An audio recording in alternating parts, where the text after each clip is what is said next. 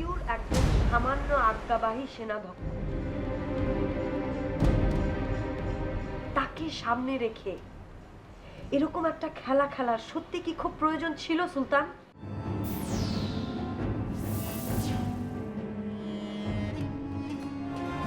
ছোট রানী সাহেবা, আমরা শুভ্র মেঘের রাজ্যে উপস্থিত হয়েছি।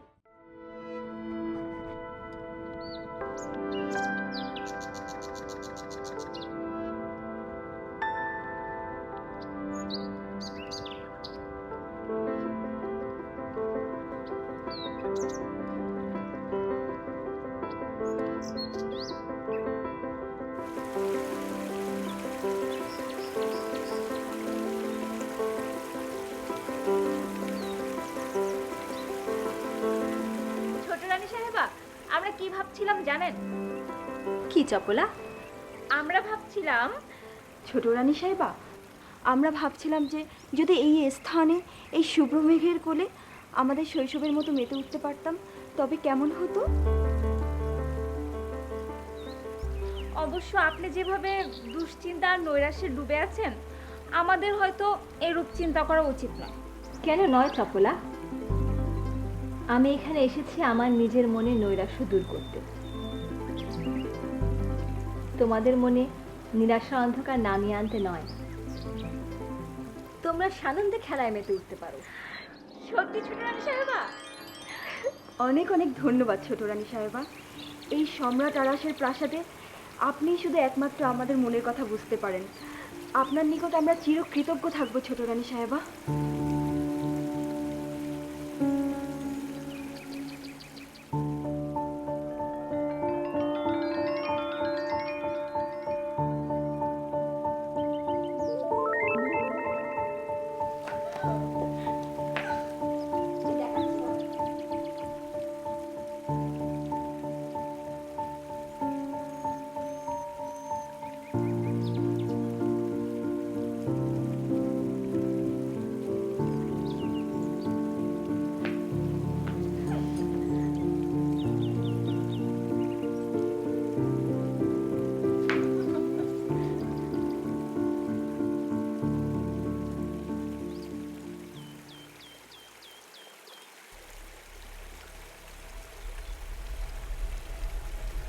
শৈশবে যখন তোমার এই ভাইজানের উপর তোমার রাগ হতো, তখন তো তুমি সবকিছু নিজে এসে আমাকে বলতে।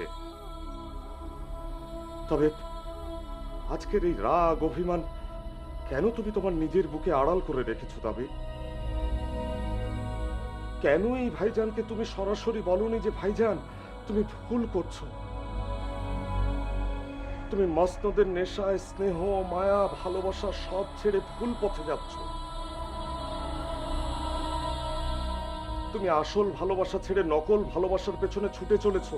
কেন বলনি দাবির, কেন বলনি? তখন আমি ছিলাম সুলতান আরসেলানের পুত্র, আর আজকের সুলতান আতিয়ারের ভাই। কিন্তু আজ আমি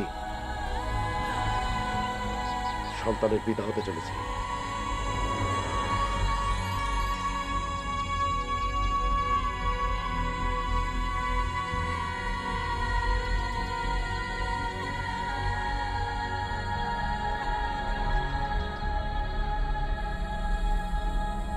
আর তাই নিজের কথা ভুলে আমাকে আমার সন্তান এবং সন্তানের আম্মাজানের নিরাপত্তার কথা ভাবতে হচ্ছে। তোমার ভাইজান তো তোমাকে কথা দিচ্ছে দাবির, তোমাদের সমস্ত নিরাপত্তার দায়িত্ব আজ তার। আজ যদি প্রয়োজন হয় তোমাদের নিরাপত্তার জন্য সে তার প্রাণ বিলিয়ে দিতে প্রস্তুত, কিন্তু তবুও তোমরা প্রাসাদে ফিরে চলো।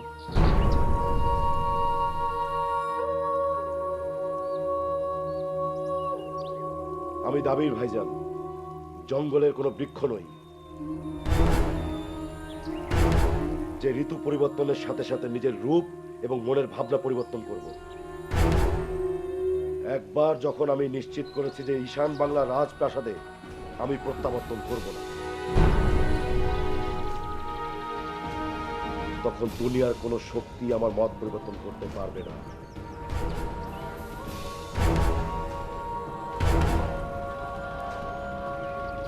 এসো আলিমা।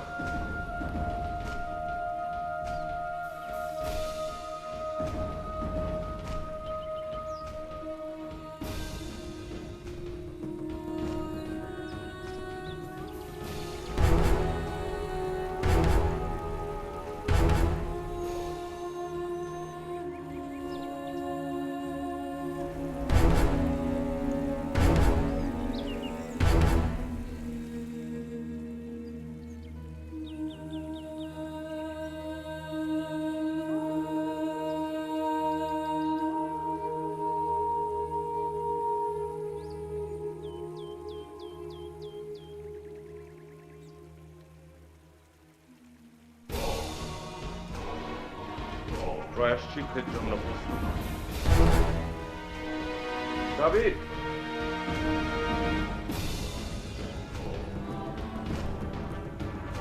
দাবির, আলিমা, দাবির, দাবির দাঁড়াও, কথা শোনো ভাই আমার। দাবির,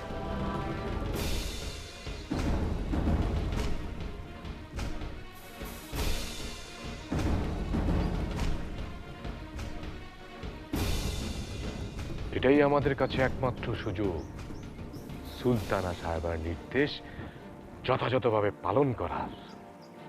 কিন্তু সেনাপ্রধান, এখানে তো সুলতান সাহেব রয়েছেন। হ্যাঁ, আমি জানি সুলতানের বিরুদ্ধে আমরা কোনো কথা বলতে পারি না। কিন্তু এই সুযোগ কাজে লাগিয়ে সেনাপতি ও তার বেগম সাহেবাকে যদি চিরদিনের জন্য এই দুনিয়া থেকে সরিয়ে দিতে পারি, তাহলে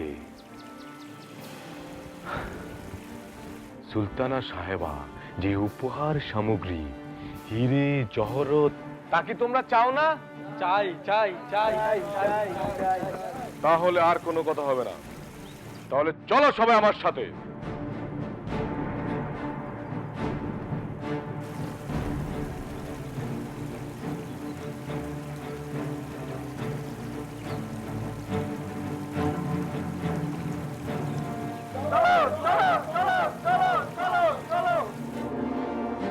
এখন থেকে আমাদের যাত্রা হবে নিঃশব্দ সরীসৃপের মতো। কেউ যেন গুণাক্ষরে টের না পায় আমরা কোন পথে এগোচ্ছি, কি করতে যাচ্ছি। মনে থাকবে? প্রধান।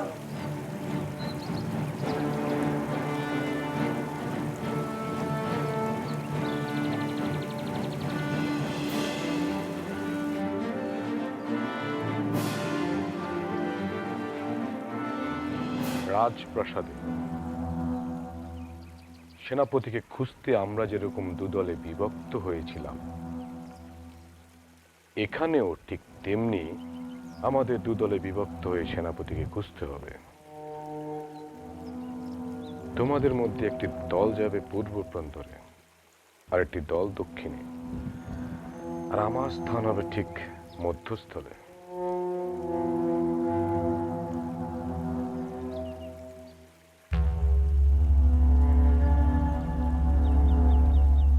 তোমরা সবাই আমার দিকে নজর রাখবে, আমার নির্দেশের অপেক্ষা করবে। ঠিক আছে? জি প্রধান। চলো।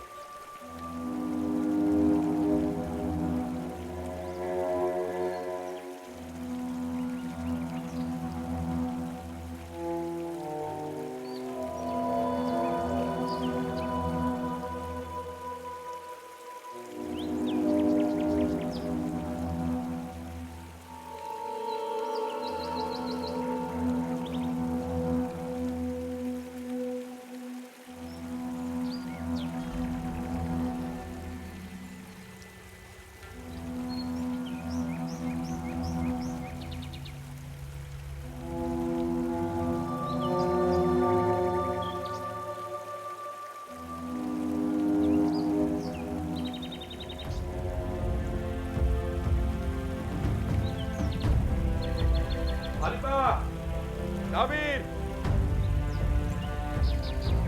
দাবির, আলিমা, কোথায় তোমরা? তোমাদের ভাইজানের কাছে ফিরে এসো। দাবির, কি হলো? সেনাপতি, সেনাপতি, আমি আর পারছি না। আলিমা, তাহলে কি প্রাসাদে প্রত্যাবর্তন করতে চাও তুমি? না, কখনো না। যেই প্রাসাদে আমাদের সন্তানের কোনো ভবিষ্যৎ নিশ্চিত নয়, সেখানে আমি দাবির! কখনো যেতে চাই না। দাবির, আলিমা, তোমরা কি আমার কথা শুনতে পাচ্ছ না? দাবির, কিন্তু আলিমা, এই স্থানে থেমে থাকলে চলবে না। আমরা ভাইজানের কথায় প্রাসাদে ফিরতে রাজি না হলে ভাইজান ওই সৈনিকদের কাজে লাগিয়ে আমাদেরকে প্রাসাদে নিতে বাধ্য করবে। তোমার কথা যথার্থ সেনাপতি। আমাদেরকে আমাদের সন্তানের জন্য আব্বাজানের রাজ্যের অভিমুখে অগ্রসর হতেই হবে। চলো চলো চলো।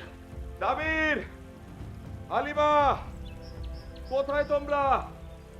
তোমাদের জেদ পরিত্যাগ করো, ফিরে এসো আমার কাছে। চলো প্রাসাদে ফিরে যাই। দাবির, আলিমা, দাবির, আলিমা, কোথায় তোমরা? তোমাদের জেদ পরিত্যাগ করো, ফিরে এসো আমার কাছে। চলো রাজ্যে ফিরে যাই। দাবির,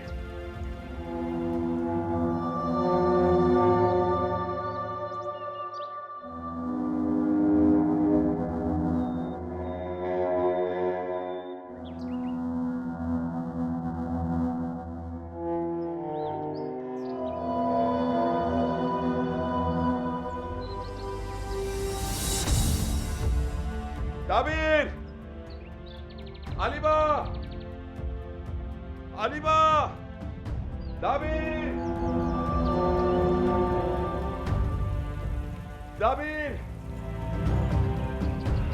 আলিমা, শুনতে পাচ্ছ আমাকে? ফিরে এসো, ফিরে এসো আমার কাছে।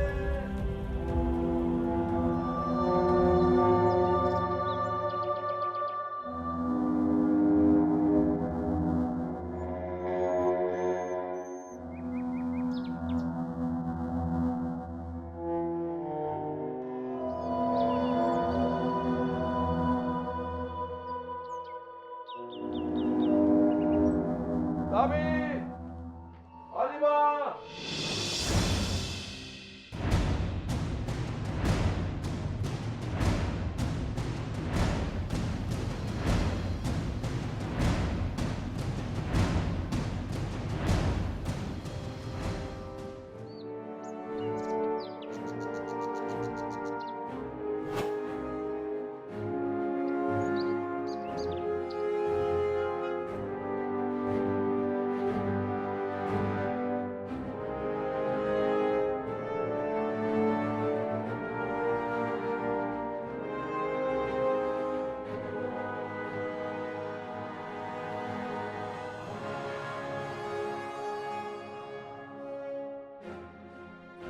বজরা কালিকট অঞ্চল অভিমুখে নিয়ে চলো।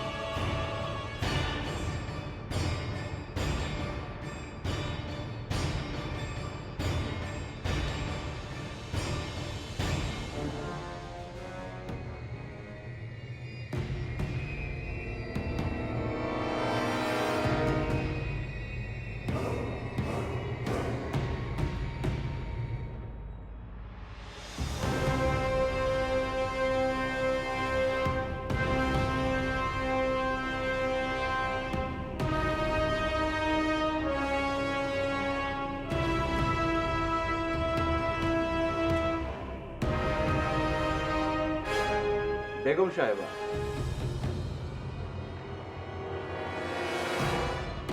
হঠাৎ যুবরাজ ফাহিমকে স্মরণ করলে কোন কারণে?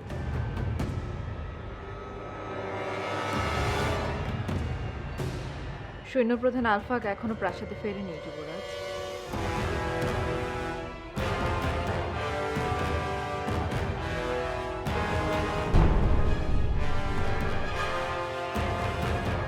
আমি তাকে একটি বিশেষ কাজে পাঠিয়েছি, সে এখনো প্রাসাদে ফেরত আসেনি। আর তুমি হাসছো যুবরাজ? কারণ আমার সন্দেহ সত্য প্রমাণিত হতে চলেছে বাদিয়া। আর শর্ত অনুসারে তোমাকে আমার পথে প্রত্যাবর্তন করতে হবে। আমার কথা অনুসারেই তোমাকে চলতে হবে। ইচ্ছে না থাকলেও আমি তাতে প্রস্তুত যুবরাজ। তুমি কি এরই মধ্যে যুবরাজ ডায়ানকে অপহরণের ব্যবস্থা করে ফেলেছো? সঠিক সময় উপস্থিত হলে সেটা তুমি বুঝতে পারবে বাদিয়া।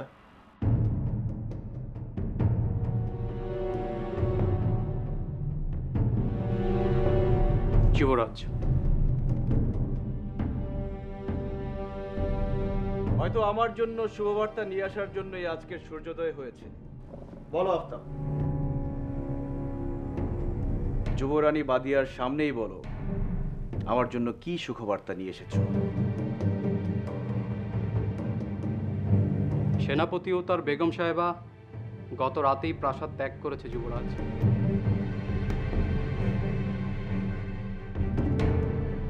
উত্তম।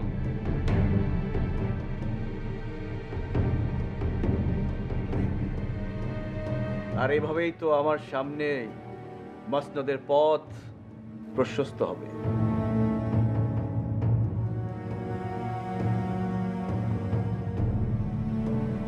কিন্তু আমি যেই সংবাদের জন্য প্রতীক্ষা করছি সেই বিষয়ে কি নতুন করে কিছু জানতে পেরেছো তুমি? জি যুবরাজ, আর সেই কারণেই আমি আপনার কাছে ছুটে এসেছি। যুবরাজ দায়ান মহাশিক্ষক প্রতিকৃতের বজ্রায় কয়েক মুহূর্ত পূর্বেই কালিকট অঞ্চলের উদ্দেশ্যে রওনা হয়েছে।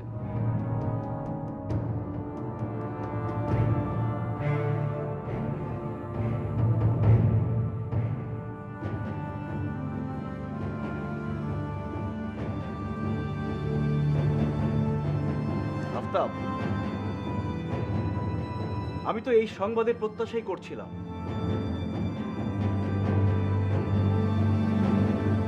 আমাকে সবিস্তারে বলো আফতাব, সেই বজ্রায় কতজন সৈনিক দেখেছো তুমি?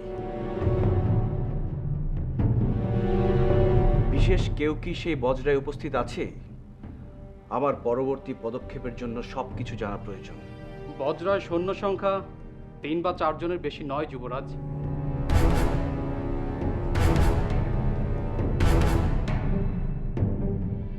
আর কোনো বিশেষ ব্যক্তি নেই।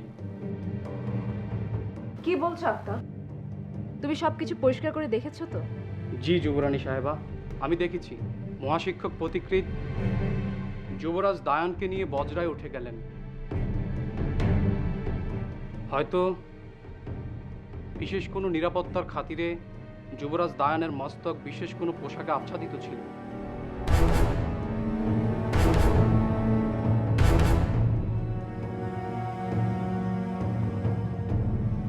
ব্যাস, আমার এতকালের প্রতীক্ষা আজ বাস্তবায়ন হতে চলেছে বাদিয়া। আফতাব, আমার সৈন্যদের তলব করো, পরিকল্পনা অনুসারে আজই দায়ানকে অপহরণের ব্যবস্থা করো। জি যুবরাজ। দাঁড়াও,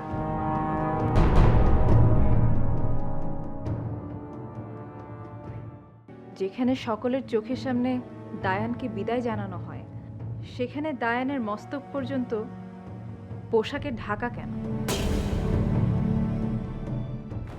তুমি আমার বিশেষ সৈন্যদের বজ্রার পেছনে যাবার অনুমতি দেবে অন্য বন্দর থেকে।